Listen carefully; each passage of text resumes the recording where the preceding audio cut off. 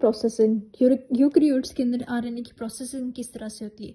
So normally क्या होता है कि इनिशियल ट्रांसक्रिप्ट जिसको हम कहते हैं हेटेरोजेनस न्यूक्लियर आरएनए, बेसिकली इसकी मॉडिफिकेशन होती है जो फिर ये मॉडिफाई होकर मैसेंजर आरएनए के अंदर कन्वर्ट हो जाता है। ठीक है, तो इसकी मॉडिफिकेशन के कुछ स्टेप्स होते हैं जिसमें 3 जो होते हैं वो सबसे ज़्यादा इंपॉर्टेंट होते हैं। केपिंग होती है, पॉलीएडेनाइलेशन हो सकती है और इसके अलावा स्प्लाइसिंग आउट ऑफ इंट्रॉन्स हो सकती है। ठीक है, अब ये जो 2 होती हैं, पहली वो जो होती है को ट्रांसक्रिप्शनल होती हैं। ठीक, एक ये जो होती है पहली केपिंग जो कि को ट्रांसक्रिप्शनल होती है, बाकी जो 2 होती हैं वो पोस्ट ट्रांसक्रिप्शनल होती हैं। ठीक है, सबसे पहले ये क्या होता है कि जो न्यूक्लियस के अंदर केपिंग होना शुरू हो जाती है 5 प्राइम एंड की। ठीक है, तो इसमें केपिंग का मतलब ये होता है कि यहाँ पे 7 मिथाइल गोनासिन की कैप बनना शुरू हो जाती है। ठीक है, 7 मिथाइल गोनासिन की कैप बन जाती है।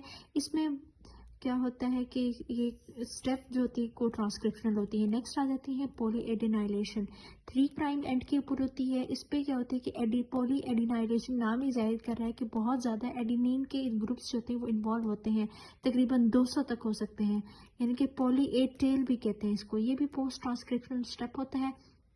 अगला स्टेप होता है that is called splicing out of introns, ये भी पोस्ट ट्रांसक्रिप्शनल होता है। अब क्या क्या स्टेप्स हो गए, केपिंग होगी, टेल बन गई, स्प्लाइसिंग आउट हो गया, अब मैसेंजर आरएनए। अब ये जब तीनों चीजें हो जाती हैं तो अब जो हमारा जो हेटेरोजेनस न्यूक्लियर आरएनए था वो मैसेंजर आरएनए बन चुका है।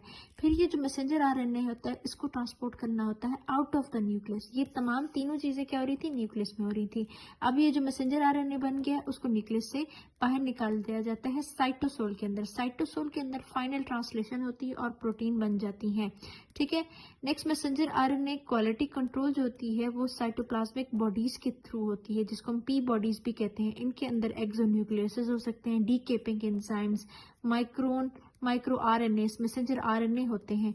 इन तमाम एंजाइम्स का काम ये होता है कि इन्होंने डिग्रेड करना होता है या स्टोर्ड हो जाते हैं पी बॉडीज के अंदर फॉर फर्दर ट्रांसलेशन। ठीक है, पॉलीमरेज की अगर हम बात करें, इसको किसी भी किस्म के टेम्पलेट की जरूरत नहीं होती। AAU triple A is equal to polyadenylation signal. अब यही जो सिग्नल है इसका ये न्यूक्लियोटाइड्स होते हैं। म्यूटेशन अगर इसमें पॉलीएडेनाइलेशन सिग्नल की म्यूटेशन हो जाती है तो एज अ रिजल्ट क्या होता है कि अर्ली डिग्रेडेशन होना शुरू हो जाती है प्रायर टू ट्रांसलेशन। ठीक है, कोजैक सीक्वेंस होती है, इनिशियल साइट जो होती है वो सबसे ज्यादा कॉमन होती है मोस्ट यूकैरियोटिक मैसेंजर आरएनए के अंदर, जो कि फैसिलिटेट करती है binding of small sub units of ribosomes to messenger RNA. Mutation अगर सीक्वेंस में होगी तो इम्पेयर इनिशिएशन ऑफ ट्रांसलेशन होती है जिसकी वजह से प्रोटीन की साइंथेसिस कम हो जाती है।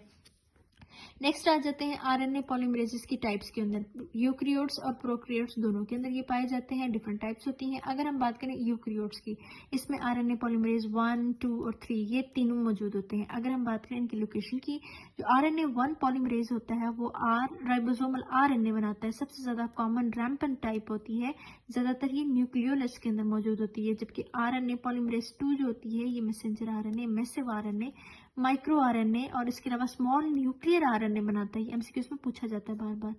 आरएनए पॉलीमरेज 3 ने 5S आरएनए बनाना होता है और ट्रांसफर आरएनए बनाना होता है। किसी भी किस्म की प्रूफ रीडिंग फंक्शन नहीं चाहिए होता है, लेकिन इनिशिएट कर सकता है ये चेंज को। आरएनए पॉलीमरेज 2 जो होता है वो ओपन करता है डीएनए को एट प्रोमोटर साइट। 1, 2, 3 जो होते हैं ये नंबर सेम ऑर्डर के अंदर होते हैं एज जैसे उनके प्रोडक्ट्स इस्तेमाल किए जाते हैं प्रोटीन्स के साइंथेसिस के अंदर।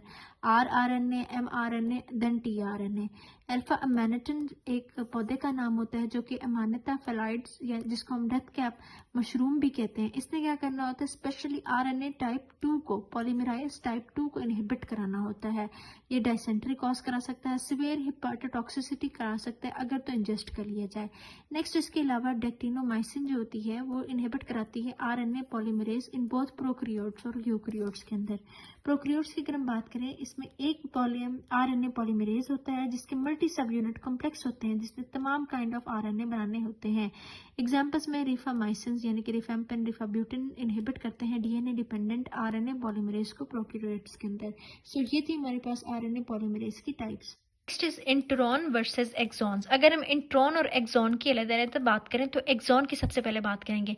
एक्सॉन के अंदर एक्चुअल जेनेटिक इंफॉर्मेशन मौजूद होती है, कोडिंग उसकी हो रही होती है फॉर प्रोटीन या फिर फंक्शनल आरएनए के लिए।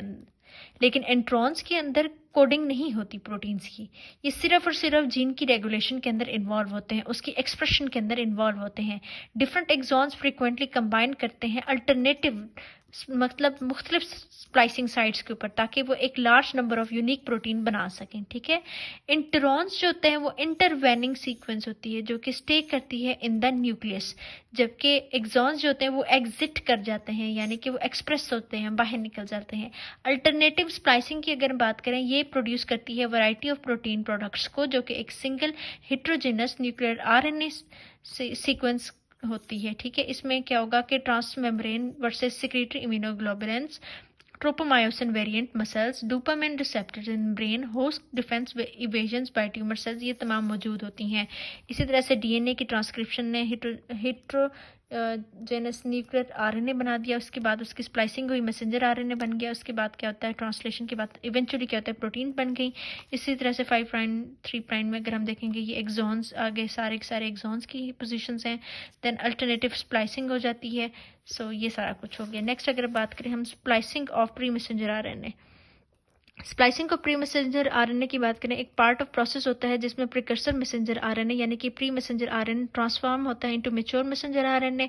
इंट्रॉन्स टिपिकली बिगिन करते हैं GU से और एंड करते हैं AG से। ठीक है, और ये बात याद रखना कि इंट्रॉन शुरू हुए GU से और एंड होते हैं AG के ऊपर। अल्टरनेशन जो होती है वो SNRP के अंदर हो जाती है असेंबली के अंदर। अगर तो अल्टरनेशन होगी तो as a result clinical disease हो सकती है। For example spinal muscular atrophy, SNRNP assembly is affected due to decreased SMN protein, congenital degeneration हो जाती है anterior horn of spinal cord की, सिमेट्रिक मसल वीकनेस होगी यानी कि हाइपोटोनिया, और एक सबसे कॉमन सिंड्रोम होता है जिसको हम फ्लॉपी बेबी सिंड्रोम कहते हैं, ये हो सकती है। इन तमाम की वजूहात की क्या रीज़न है, अल्टरेशन इन SNRP असेंबली ठीक नहीं हो पाती। नेक्स्ट अगर हम बात करें SNRP, ये क्या होते हैं, SNRNA बाउंड होते हैं to proteins, for example Smith protein के साथ, फिर ये बना देते हैं स्प्लाइसोसोम जो कि क्लीव कर देता है प्री मैसेंजर आरएनए को। anti-Hu1 SNRP एंटीबॉडीज एसोसिएटेड होती हैं SLE के अंदर, मिक्स्ड कनेक्टिव टिश्यू डिजीज के अंदर या रोमैटिक डिजीज के अंदर। सो इस डायग्राम में इसी तरह से बताया गया कि प्राइमरी ट्रांसक्रिप्शन जो होती है वो कंबाइन करती है स्मॉल न्यूक्लियर राइबोन्यूक्लियर प्रोटीन यानी कि SNRNAP, इसके साथ ये कंबाइन करती हैं और दीगर प्रोटीन्स के साथ भी, ताकि ये स्प्लाइसोसोम बना सकें। ठीक है, नेक्स्ट क्लीवेज हो जाती है 5 प्राइम एंड के ऊपर। ठीक है, तो 5 प्राइम एंड के ऊपर यहाँ पे क्या होती है कि क्लीवेज साइट होगी, लेरेट शेप एक लूप बना देती है। अब ये लूप जो बनी हुई है दिस इज कॉल्ड लेरेट। इंटरमीडिएट होती है इसमें जो कि जनरेट की जाती है। इसके अलावा क्लीवेज अगर 3 साइड के ऊपर इसके बाद होना शुरू हो जाती है, लेरेट रिलीज हो जाता है, एक प्रिसाइजली रिमूव कर देता है इंट्रॉन को और फिर 2 एक्सॉन्स को इकट्ठे मिला देता है, यानी कि इन दोनों के दरमियान में जो इंट्रॉन था उसको बड़ी पेचीदगी से उसने निकाल दिया और 2 एक्सॉन्स को जोड़ दिया, लेरेट भी निकल गया। So this is all about splicing of pre messenger RNA किस तरह से हुई। अगर उसमें कोई मसला आ जाए तो फ्लॉपी बेबी सिंड्रोम होने के चांसेस ज़्यादा हैं।